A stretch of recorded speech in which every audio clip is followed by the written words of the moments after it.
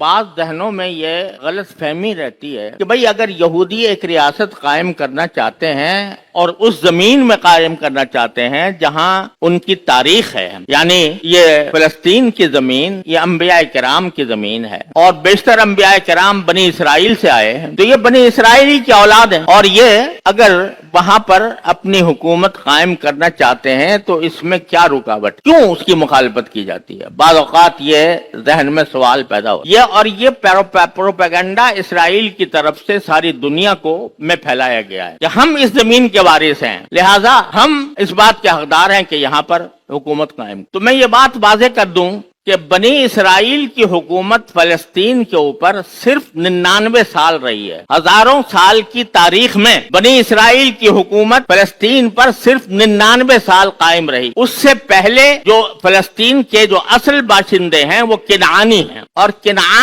کنعانی یہ وہ قوم ہے جو جزیرے عرب سے منتقل ہو کر فلسطین میں آ کر آباد ہوئی۔ گویا شروع سے اس کی جو ابتدا ہے وہ عربوں سے ہو جو وہاں سے منتقل ہو کر فلسطین میں آباد ہوئے تھے، اور صدیوں وہ اس میں قائم رہے۔ اس کے بعد حضرت موسیٰ علیہ السلام کی تشریف آوری کے بعد حضرت سموئیل علیہ السلام کی سرکردگی میں فلسطین کو فتح کیا گیا، اور اس وقت سے لے کر 99 سال بنی اسرائیل نے حکومت کی۔ اگرچہ وہ حکومت ٹوٹتی پھوٹتی رہی اور اس کے اندر مختلف دراڑیں پڑتی رہیں، خود ان کی بدعمالیاں جو ہیں وہ انہوں نے انبیاء کرام کو قتل کیا۔ اس میں قرآن کریم میں اس کی صراحت ہے کہ اپنے دور حکومت میں انہوں نے انبیاء کرام کو قتل کیا۔ اب بھی ان کی تاریخ جو عہد نامہ قدیم بائبل کے اندر موجود ہے اس میں یہ موجود ہے کہ ہزاروں انبیاء کا قتل کیا ہے انہوں نے اس 99 سال کی تاریخ۔ 99 سال حکومت کرنے جو آخری حکومت ختم ہوئی یہودیوں کی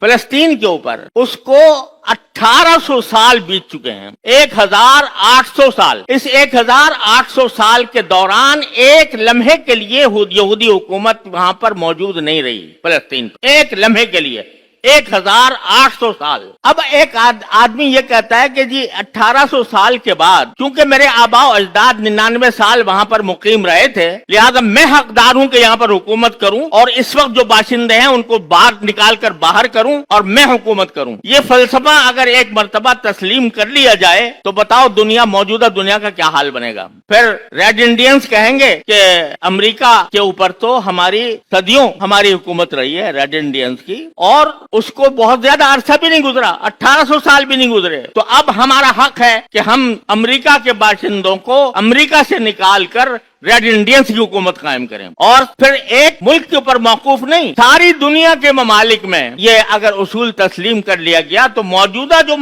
جو دنیا ہے وہ تو ختم ہو جائے گی، اور وہ 1800 سال پہلے کے لوگ آ کر آباد ہوں اور آباد ہو کر اپنی زمین سے موجودہ باشندوں کو نکالیں۔ یہ آخر کوئی تسلیم کر سکتا ہے دنیا کے اندر؟ لیکن یہ فلسفہ صرف اسرائیل کے حق میں تسلیم کیا گیا، جبکہ اسرائیل یعنی بنی اسرائیل اور یا یہودی دنیا کے مختلف ملکوں میں پھیلے ہوئے تھے، کوئی انگلینڈ میں، کوئی فرانس میں، کوئی سوئٹزرلینڈ میں، کوئی فلاں ملک میں، کوئی روس میں، اور کہتے ہیں یہ سب جمع کر کے اکٹھے لا کر یہاں پر بسائے جائیں گے، اور یہاں بسانے کے لیے اگر یہاں کے باشندوں کا قتل عام کرنا پڑا تو قتل عام بھی کیا جائے گا۔ چنانچہ سن 1948 کے اندر یہ سب سے زیادہ اس میں حصہ برطانیہ کا اور اس کے ساتھ امریکہ کا، انہوں نے مل کر یہ اس ناجائز بچے کی پرورش کرنی شروع کی۔ سن 1948 میں اسرائیل کا اعلان کیا۔ ادھر اسرائیل میں جو اس وقت کا وزیر اعظم بنا تھا بن گوریون، اس نے ادھر اعلان کیا اسرائیل کی ریاست قائم ہونے کا، اس کے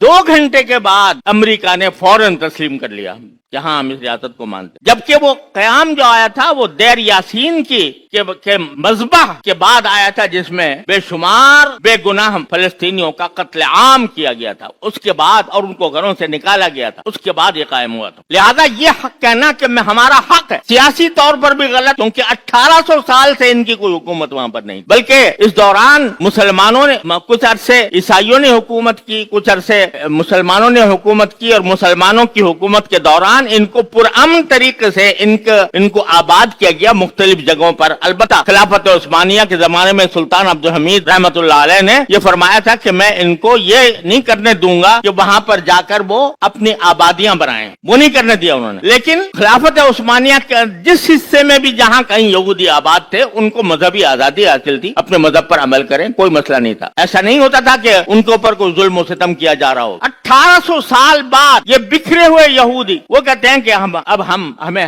حق ہے. سیاسی اعتبار سے تو میں نے آپ کو یہ عرض کر. دوسری بات جو کہی جاتی ہے وہ دینی اعتبار، کہ دینی اعتبار سے وہ کہتے ہیں یہاں پر حضرت داؤد علیہ السلام نے اور سلیمان علیہ السلام نے ہیکل تعمیر کیا تھا. ہم بھی اس کو تسلیم کرتے ہیں، خود قرآن کریم میں اس کا ذکر ہے. حضرت داؤد علیہ السلام نے بنایا تھا، حضرت سلیمان علیہ السلام نے مسجد اقصی تعمیر کی تھی. تو لیکن یہ ایک بہت بڑا مغالطہ ہے کہ سب سے پہلے مسجد اقصی سلیمان علیہ السلام نے تعمیر یا داؤد علیہ السلام نے تعمیر. حقیقت میں صورتحال یہ ہے کہ اللہ تعالیٰ نے 2 گھر بنائے تھے. ایک گھر مکہ مکرمہ میں بیت اللہ، اور اس کی تعمیر سب سے پہلے فرشتوں نے کی تھی، پھر حضرت آدم علیہ السلام نے کی تھی. پھر چونکہ اس کے نشانات مٹ گئے تھے تو حضرت ابراہیم علیہ السلام نے آ کر اس کی نئی تعمیر فرمائی. حضرت ابراہیم علیہ السلام بانی نہیں تھے مسجد حرام کے، وہ مجدد تھے کہ انہوں نے اس کی تجدید کی.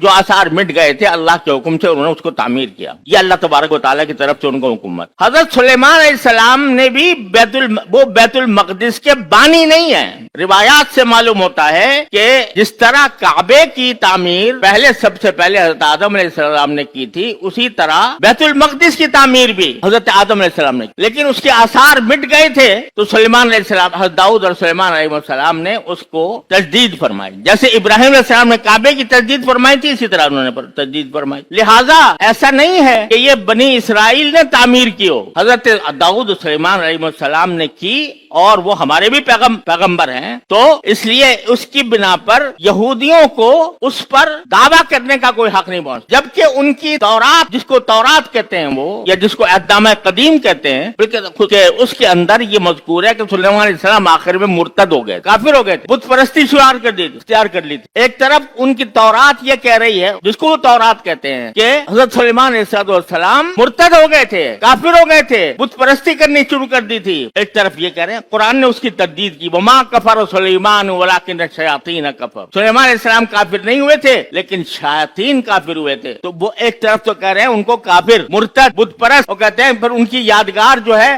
اس واسطے ہم اس کے حقدار ہیں.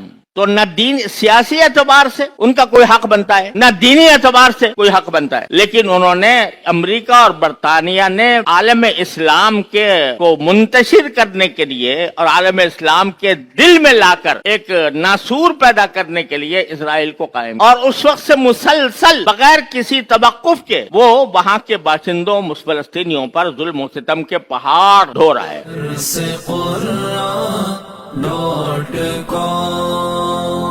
www.darsequran.com